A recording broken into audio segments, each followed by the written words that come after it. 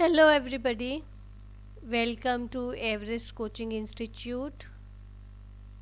Today we will discuss Class 6 Science. Chapter name is Living Organisms, Characteristics and Habitat. Beta, this chapter I have discussed in detail with you.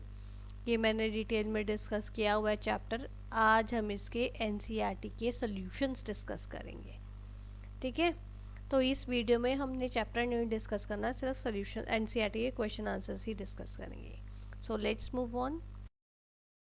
तो first question हमारा क्या कहता है, what is a habitat. Habitat क्या होती है? तो इसमें देखो हैबिटेट उसका आंसर क्या है, लिखोगे a natural place of dwelling of an animal is referred to as habitat. एक नेचुरल प्लेस जहाँ पे एनिमल रहता है उसको हम हैबिटेट कहते हैं. The habitat provides all the necessary items for life to an animal. एक एनिमल के ज़िंदा रहने के लिए, सर्वाइवल के लिए हैबिटेट सारी ज़रूरत की चीज़ें देता है, जैसे फूड, शेल्टर, एयर, वाटर, सारी ज़रूरत की चीज़ें हैबिटेट प्रोवाइड करता है. ठीक है, सो अगर आपको हैबिटेट का क्वेश्चन आता है आपने ऐसे अटेम्प्ट करना है. Now second question is how are cactus adapted to live in desert. Cactus desert में कैसे रहते हैं वो हमने देखना है, कैसे ये अडेप्ट करते हैं. इस क्वेश्चन को आपने कैसे अटैम्प्ट करना है. तो इस क्वेश्चन को अटैम्प्ट करने के लिए आपने आंसर ऐसे लिखना है, cactus can survive in hot and humid conditions of the desert by making the following adaptations. Desert में क्या होता है, हॉट है ना, दिन में बहुत ठंड, बहुत गर्मी, और रात में बहुत ठंड. रेता बहुत जल्दी गर्म हो जाता है, बहुत जल्दी ठंडा हो जाता है, इसलिए रात को बहुत ठंड होती है और दिन में बहुत गर्मी होती है. कैक्टस डेजर्ट के गर्म और ह्यूमिड एटमॉस्फेयर में वो कैसे अपने आप को ढालता है रैन सर्वाइव करने के लिए, वो हम देखते हैं. ये पॉइंट्स आपने लिखने हैं आंसर में. These plants lose very little water through transpiration. Plants जो है पानी एक्सक्रीट करते हैं ट्रांसपिरेशन के थ्रू. तो वो जो है प्लांट्स में, जब डेजर्ट में देखो हम प्लांट्स को पानी कम चाहिए होता है, जब उनकी इनटेक ही कम होगी तो वो लूज भी कम करेंगे. So these plants lose very little water through transpiration. In desert plants leaves are either absent, very small, और they are in the form of spines. Desert plants में या तो लीव्स होती नहीं है, अगर होती हैं तो बहुत छोटी होती हैं और वो कांटों की तरह, स्पाइंस मीन्स कांटों की फॉर्म में होती हैं. जैसे कैक्टस में ज़्यादा कांटे होते हैं ना, अगर आपने देखा हो ध्यान से. ठीक है, stems have a very thick wax layer helps it to retain water. Stems की बहुत थिक वैक्स लेयर होती है जिसके कारण वो पानी को अपने अंदर ही रखते हैं, वो बाहर ज़्यादा लूज नहीं करते हैं. ठीक है, सो इसके अलावा एक पॉइंट और है, mostly desert plants have long roots that go very deep into the soil for absorbing water.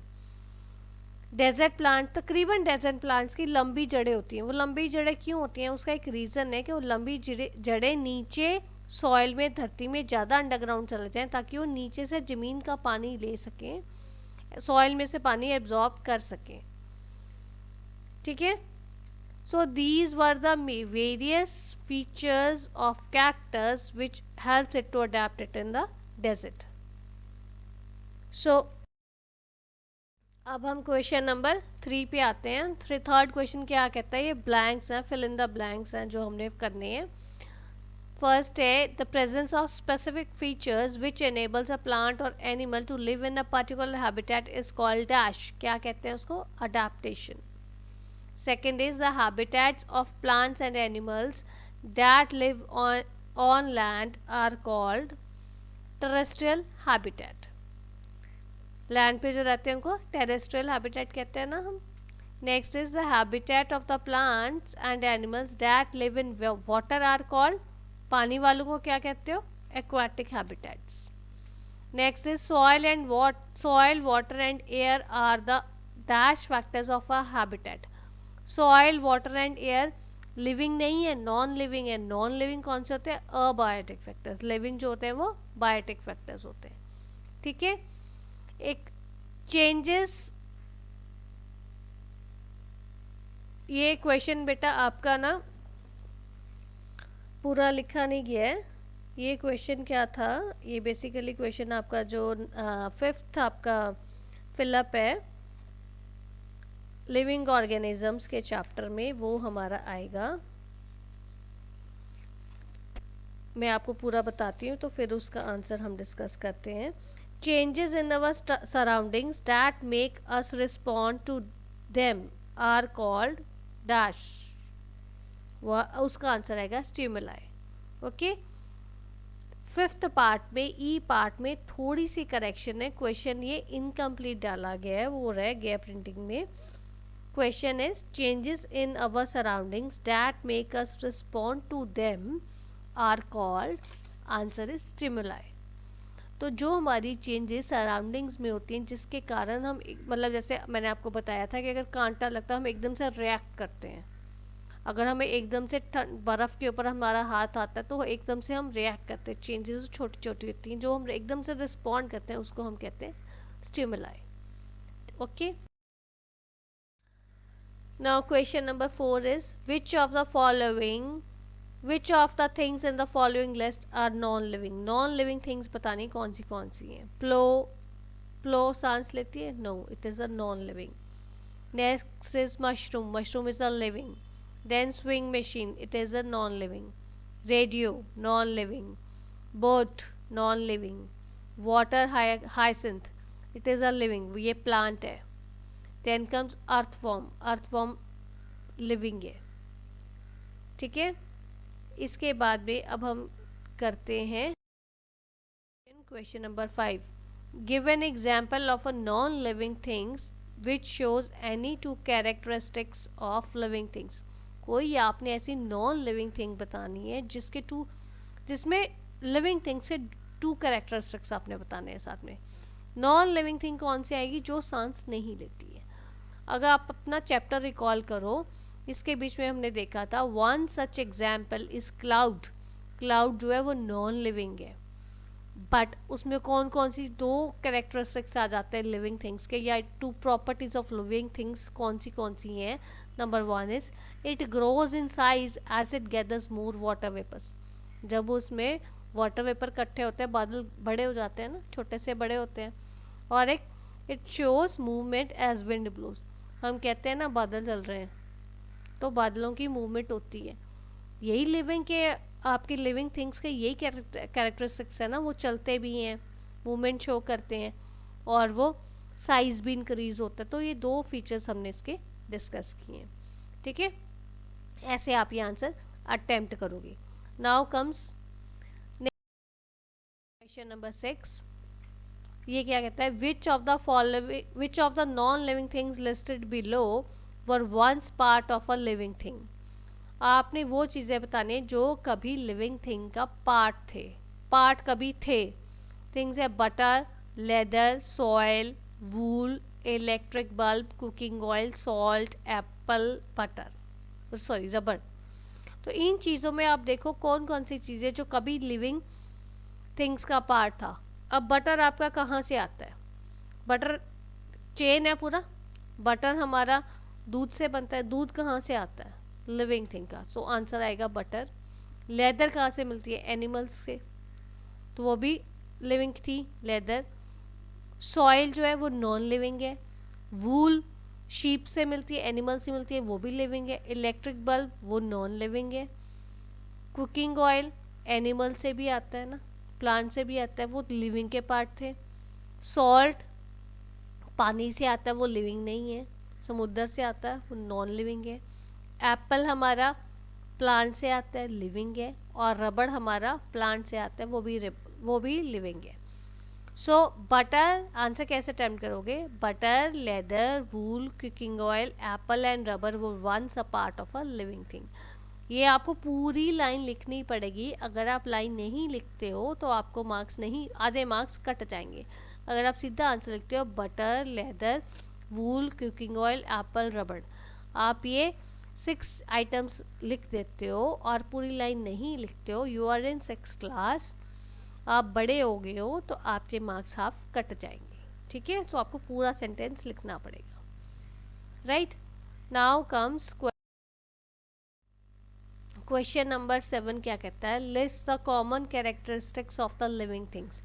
सारी लिविंग थिंग्स में कॉमन कैरेक्टरिस्टिक्स हमने लिस्ट करने हैं। सो इसको आंसर कैसे अटेम्प्ट करोगे, all living organisms need food, air and water to survive.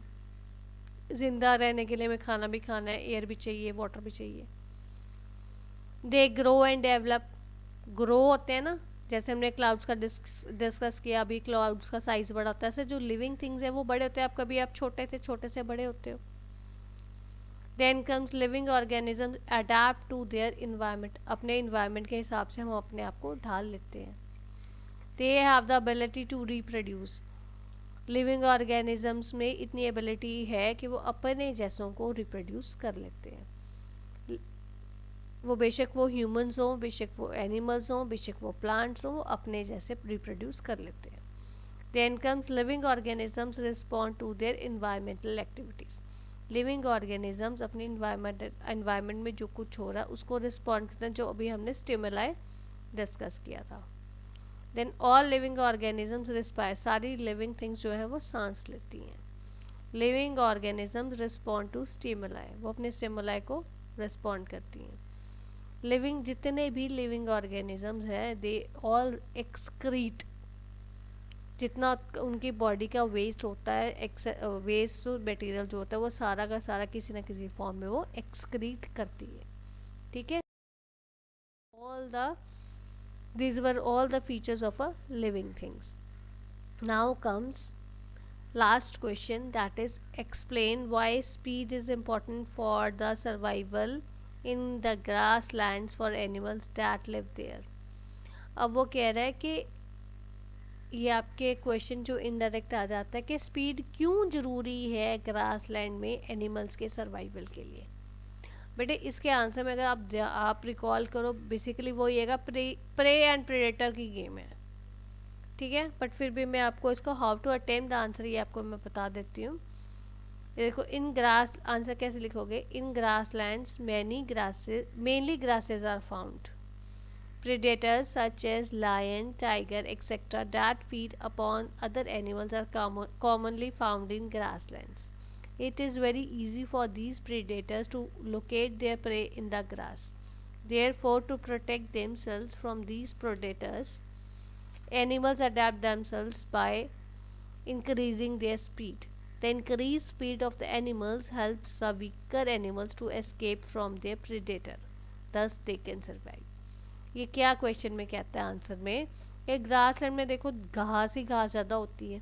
तो मैंने आपको पहले ही बताया इसमें प्रे और प्रीडेटर्स की गेम चलती है। प्रीडेटर्स क्या होता है, जो शिकार करते हैं, और प्रे क्या होते हैं, जिनका शिकार होता है, ठीक है। अब प्रीडेटर्स जो अपने ढूंढ लेते हैं आराम से घास में उनके जो शिकार कहाँ पे करने वाले, जैसे लायन टाइगर आराम से डियर को ढूंढ लेते हैं।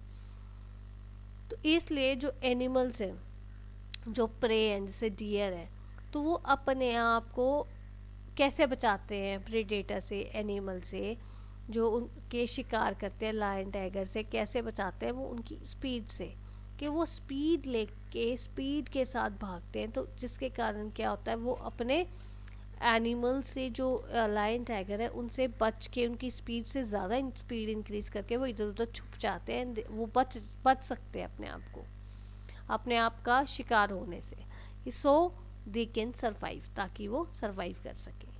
सो ये क्वेश्चन आप लोगों ने बेटा ऐसे अटेम्प्ट करना है। All about today's video. If you find any difficulty, you are most welcome to give your feedback in the comment box. Thanks for watching.